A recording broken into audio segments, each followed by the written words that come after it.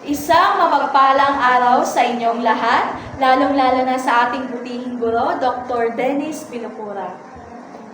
At ako naman, si Francine Nicole Pididal, at ito naman ang aking kasama na si Riza May P. Ignacio. At kami ang magpipresenta sa aming mga ginawang IMs na pinaghalong commercial at indigenous. Ngayong umaga ngayong araw ay ating tatalakayin ang aking ginawang kagamitang pagtuturo. Unang-una itong bahay. Paano ba natin maikokonekta sa aking topiko sa umaga ito? Ang bahay ay sumisimbolo sa isang pamilya o isang pagsasama. Di ba pag nakakakita tayo ng isang bahay at isang puno na magkasama ay iisipin natin agad na ito ay pinagtitirhan o naninirahan ng isang buong pamilya. Makikita ninyo ang bawat detalye ng aking kagamitang pagtuturo. Unang-unang bubong. Lahat ito ay ginawa sa karton lamang. Dahil nakita kong itatapon ang karton ng aking pinagtatrabahuan, ay ginamit ko ang karton para bumuo ng isang tahanan o isang bahay. Tapos ang nasa bubong naman ay ito ay dinukot-lukot na mga papel na ginamit na. Kumbaga ay pinaghalo itong indigenous, commercial at recyclable materials para mabuo ang aking items. Sa bawat detalye na meron dito, may bintana, may pintuan. Ito ay pinamagatan kong bahay ng kwentos dahil meron akong isang kwentong ipinapakita sa loob ng bahay. Makikita ninyo ang maikling kwento na pinamagatang pamilya, pagmamahal, sakripisyo at pagkatuto. Ito ay nakatukoy sa isang pamilya na si Tatay Ramon at ang asawa niya at ang anak niyang si Ana, na isang OFW ang kanilang padre di pamilya.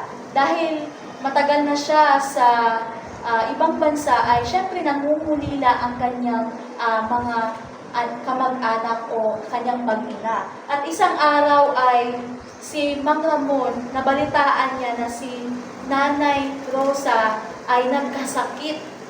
Dahil doon, napagtanto nila na hindi lang pera ang kailangan sa isang pamilya, kundi pagsasama, oras, at pagmamahalan. Dahil doon, napagtanto ni Tatay Ramon na umuwi dito sa Pilipinas para makasama ang kanyang pamilya. Dahil hindi sa lahat ng pagkakataon ay kasama o nagagamit ang pera sa isang pamilya. Kailangan din natin ng oras at pinapakita ang pakikipagsamahan o pakikipag-isa sa bawat miyembro ng ating pamilya. Minsan, hindi natin nabibili ang oras.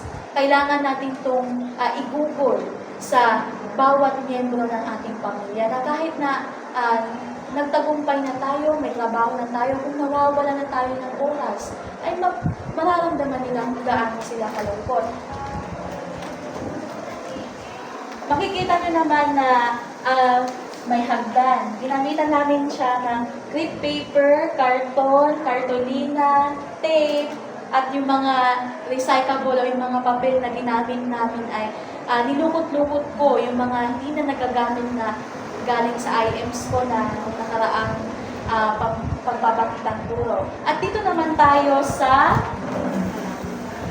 puno. Makikita ninyo ang bawat detalye at pinangamagatan ko siyang aral ng kwento. Ayan, aral ng kwento. Ito ay binubuo ng karton. Dito, ang base niya ay karton.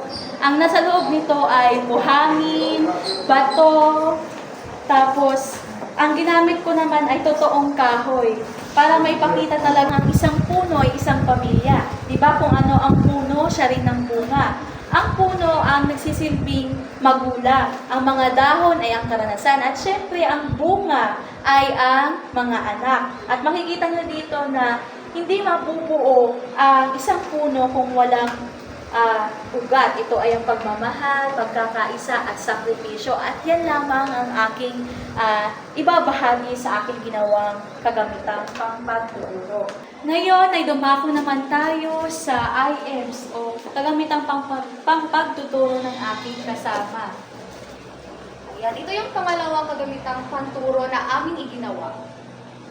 Ito ay itinatawag naming gulong ng kaalaman. Dahil nga sa kada ikot ng gulong ay mayroon tayong makikitang panibagong kaalaman. Ito ay madalas ginagamit ng mga guro sa mga pagalya o hindi kaya sa pagsasalaysay ng mga kwento. At ang aming inihalimbawa na kwento ay ang tungkol sa alamat ng isdang kulay bahaghari. Yan. Dahil nga sa bawat ikot, nakikita nyo naman na mayroong mga panibagong larawan, di ba? Ang mga larawan na ito ay nagsisilbing pagsasalaysay o kung ano-ano man ang mga nangyari sa alamat o sa kwento. Ayan. Sa unang senaryo, ayan. Sa unang senaryo, kung nakikita ninyo, mayroong isdang walang kakulay-kulay. Kaya nga, hindi siya pinapansin ng masyado. Dahil nga, para sa kanya, at para sa kanila ay pangit ang kulay na ganito. Walang kabuhay-buhay nga ang kulay. Sa pangalawa naman ay mayroong trahedyang nangyari sa kanilang karagatan. Kaya nga, dito, ang walang kakulay-kulay na isda ay tumulong pa rin sa kanyang mga kasamahan kahit na pinagtatawanan na siya nito dahil nasa kanyang kulay. Sa pangatlo naman, makikita niyo na mayroong diwata. Bali, ang diwata na ito ay siyang nagbigay mismo ng gantimpala sa isda nito na walang kakulay-kulay. Dahil nga sa kanyang kabaitan at sa kabusilak ng kanyang kalooban, ay ginantimpalaan siya ng diwata. Yan. Dito naman, yan, kung makikita ninyo, ang iginantimpala pala ng diwata sa kanya ay ang kanyang panibagong kulay. Ito ay ang kulay bahaghari kung saan makikita ninyo ang iba't ibang kulay ng isda. Yan.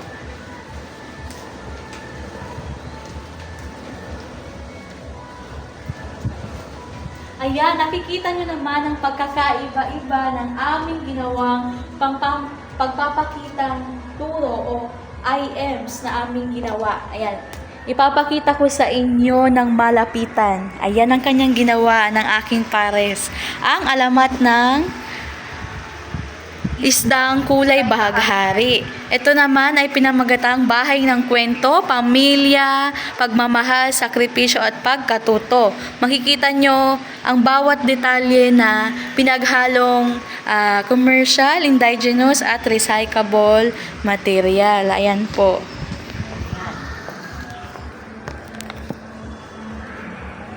At yun lamang. Maraming salamat po sa pakikinig.